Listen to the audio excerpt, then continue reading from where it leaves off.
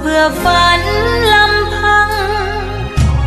คว้างดังเศษฟางที่ถูกลมพัดมาไกล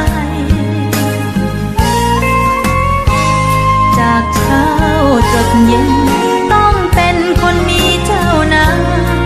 เลิกงานค่อยมีลมหายใจเป็นของตัวเองเหงาจังกลับห้องมามีเพื่อนก็เพียงเสียงเพล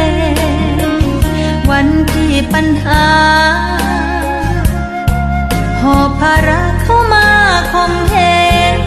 ได้แต่บอกใจตัวเอง